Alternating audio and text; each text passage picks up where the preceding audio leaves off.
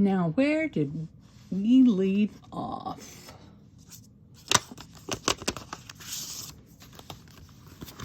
Griffin writes back to Sabine.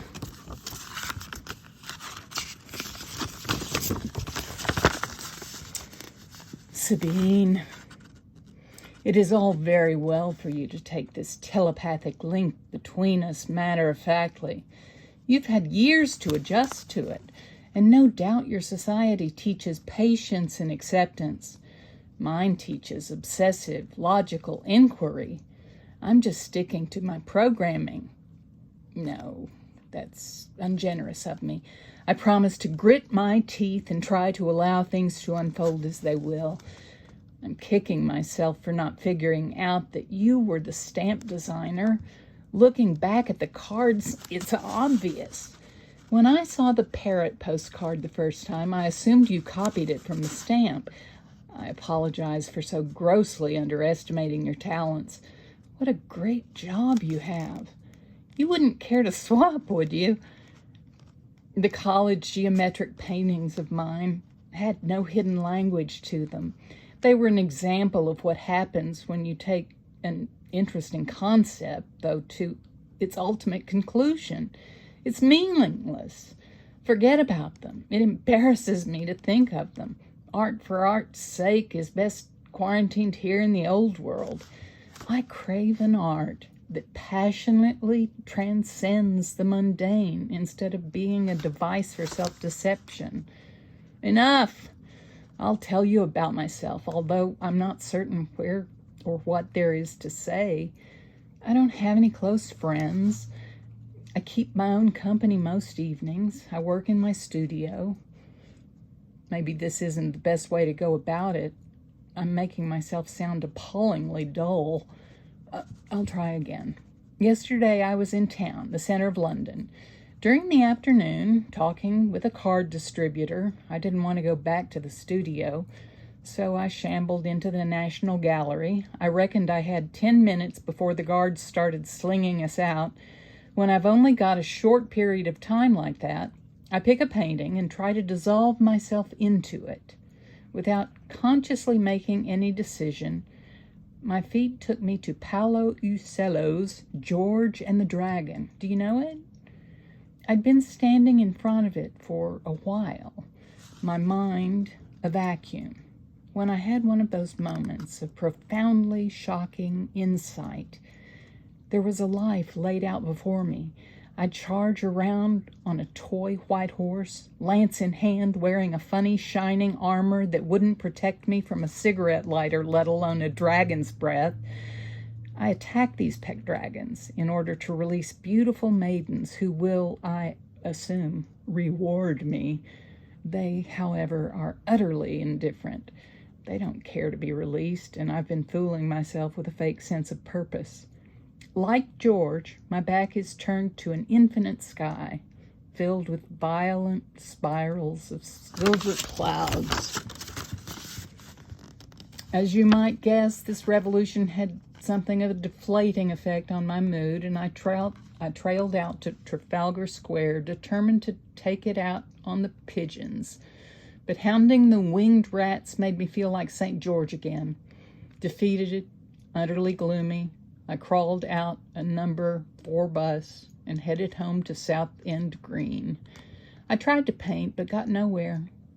I put on some jazz, made myself a poached egg on toast, and gave myself over to self-pity. I'm making a joke of this, but I'm worried. Waves of depression are washing over me.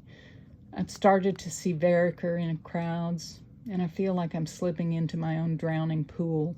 It's only your cards and letters that keep me going. I was finding it hard to get over the idea of there being other men in your life when I reached the part of your letter about my erotic drawings. I stopped being jealous. We were lovers and I hadn't realized it. The drawings weren't of Sarah, they were of you. How strange to have a paper love. Make sure you look after yourself. All my love, Griffin. How strange to have a paper log.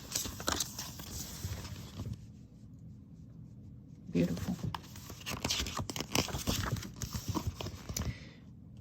Griffin, I had failed to understand how happy you are, how unhappy you are. You cover up with jokes and a front of being self-contained. I'm worried for you. Don't judge yourself so harshly. Why not get down from the white horse? Take off the armor and walk away from the uninterested maidens. So you've been making love to me. Tens of thousands miles away. How tantalizing. It accounts for the extreme potency of these drawings. I'll have to find a way to return the affection. Remember to be gentle with yourself.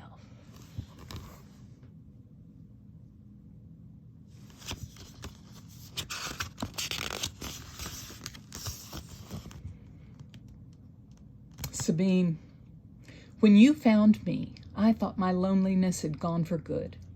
I was kidding myself. I desperately desire your company.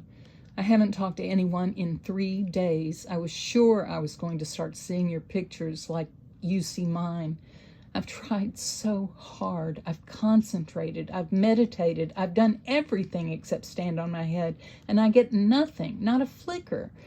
And I think my own work is going stale. I haven't produced anything worthwhile for weeks, and my stomach hurts. Pathetic, isn't it? Aren't I? Send me something from the islands, something magic that will heal my ailing soul. How can I miss you so badly when we've never met? Love, Griffin.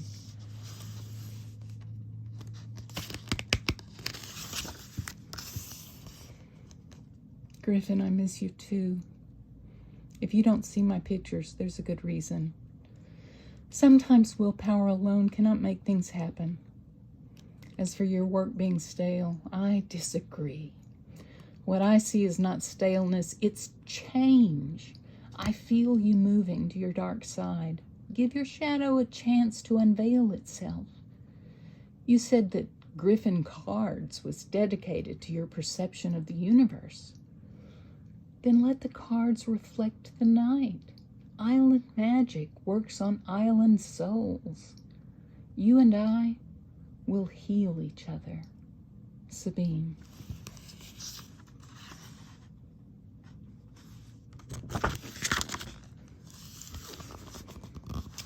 Sabine, this place is wearing me down. I find it harder and harder to get up in the morning. I never used to be like this. I was always disgustingly bright as soon as my eyes opened. I've started to hate this city, this country, all these stupid fucking people.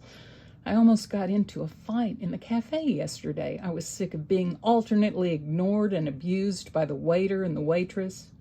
I was overtaken by an anger like nothing I've ever experienced before I started yelling and kicking chairs. I guess I snapped. My days are barren, but my nights are heady with you. I want to know what you look like. Will you send me a photograph? All my love, Griffin. Beautiful.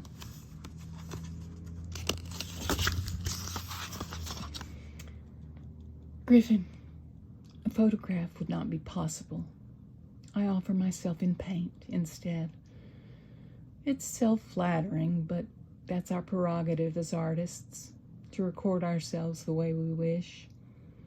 Why, my kindred spirit, are you prepared to settle for a postcard of my face? If you wish to see me, why not come here? What is there to stop you? You're clearly unhappy where you are. Come, Sabine.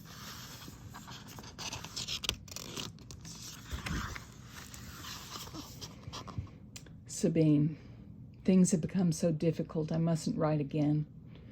This whole affair has gotten too intense, too real. Sabine, you don't exist. I invented you. You, the cards, the stamps, the islands, you're a figment of my imagination.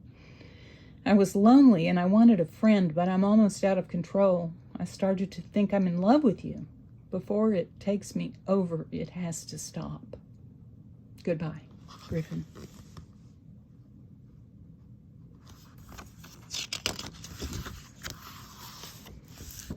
Griffin. Foolish man. You cannot turn me into a phantom because you are frightened. You do not dismiss a muse at whim. If you will not join me, then I shall come to you. Sabine.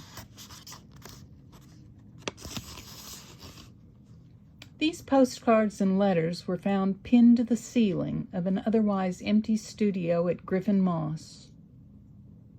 Griffin Moss is missing.